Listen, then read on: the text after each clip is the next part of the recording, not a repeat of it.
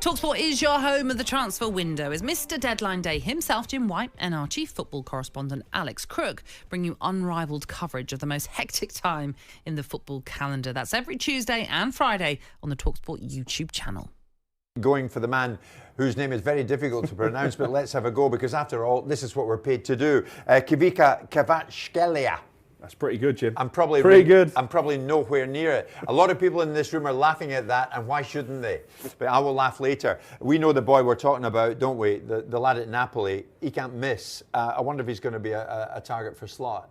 I think it could be. Scaradonna, they call him at Napoli, by the way, comparisons to the great Diego Maradona. So we'll stick with that for the purposes of pronunciation. Yeah. I know he's a player that the hierarchy at Liverpool are admirers of. He obviously played a big part in Georgia being one of the success stories at the Euros. I think PSG seem to be his preferred destination. They're the most advanced. You're talking about 80 million euros for this boy. That's a big fee in January, but we know that PSG can pay it. I think there could be a domino effect here, and Liverpool could be part of the conversation, even if they don't actually end up signing him, because the word in Italy is that Napoli, if they do sell Scaradonna, they would like to bring in Federico Chiesa to replace him. And of course, he's not really got much game time at Liverpool since signing in the summer.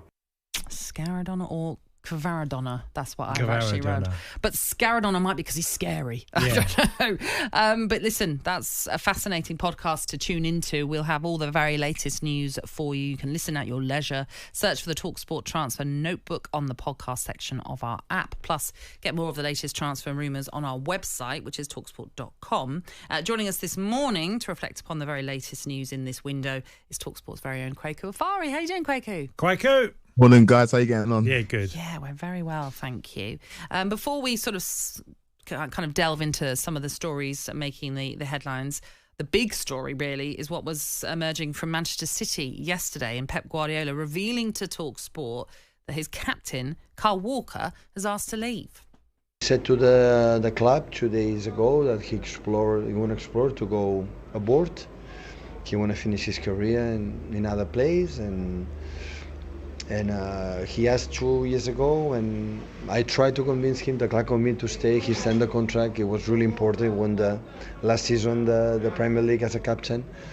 But now I said that he would not like to, in this transfer window, to try to go another country. He's a player like when he's fit and he's focused what he had to do. As a player can play 1, 2, 3, 4 more years, because I never see a physical condition like him in my life, and all the success that we had in the 8 years belongs a huge part of him, and even it's guys almost 100 games with the England national team, so it's not necessary to tell how important have been, but now he said to the club that he want to try to go another experience, and I don't know, explore was I would say the word, and we'll see what happens.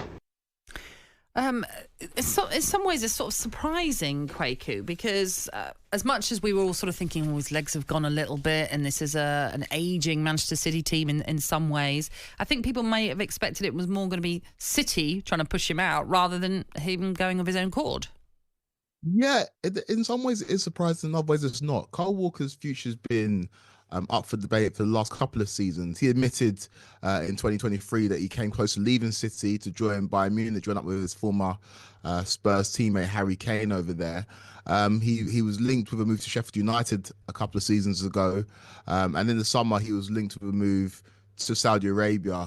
Saudi clubs are very, very interested in the services of Kyle Walker this January, as well as AC Milan, who are also interested in Marcus Rashford. We'll get onto them later on. But Kyle Walker's a player that we've seen a slip and a decline in his ability, or his performances, this season.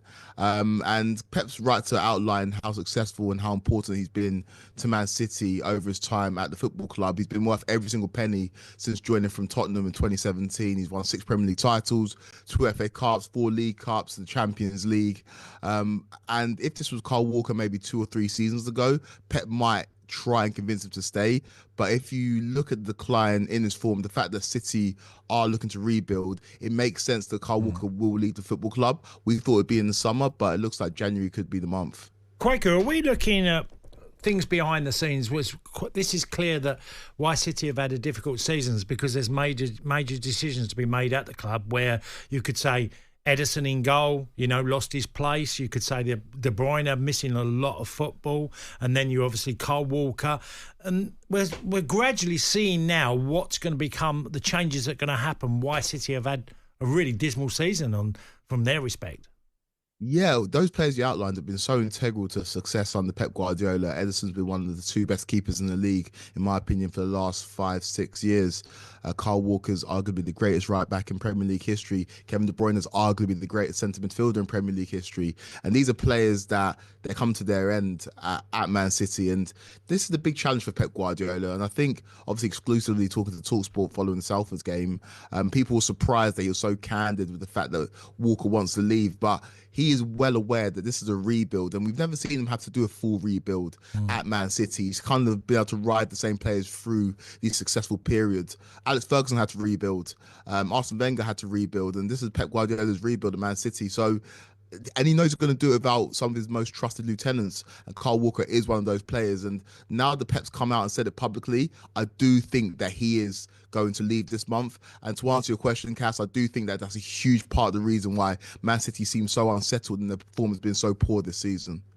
Well, he's 34, has 18 months left on his contract at City. So we wait to see what will happen with him. But with regards to then a changing of the guard at City and a rebuild job, is there any likely incomings in this window for them? Omar Mamouche, he's the man the City are in hot pursuit of. He's very, very talented. He's a forward that plays for Eintracht Frankfurt. He's an Egyptian international, and he's a player that it's maybe a departure from what Pep Guardiola likes in his forward players. He's a little bit more of a maverick than City's more functional forward players, but I think this is what City need. They need a spark, and Omar Mamouche can definitely provide that. He's 25 years old, so bang in his prime, and it's only going to get better.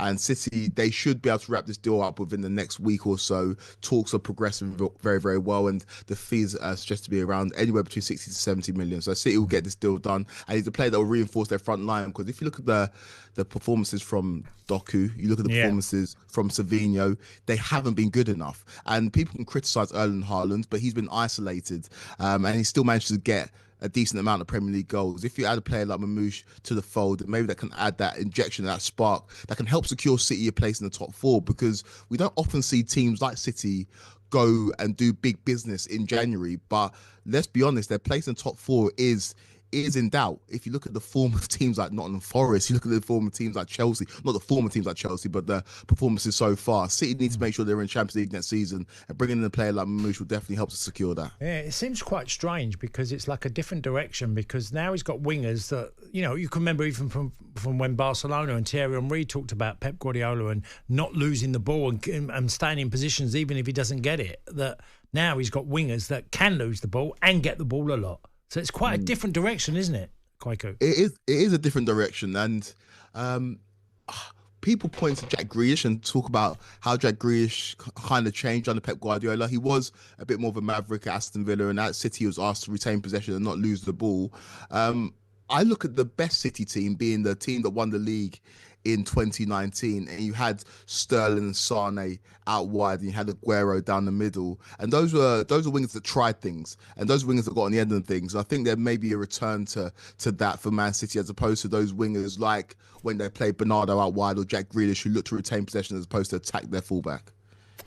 Oh, time has beaten us. There was plenty more. talkSPORT Breakfast, waking you up Monday to Friday morning from 6 a.m. on AM, on DAB, via the talkSPORT app and on your smart speaker. talkSPORT.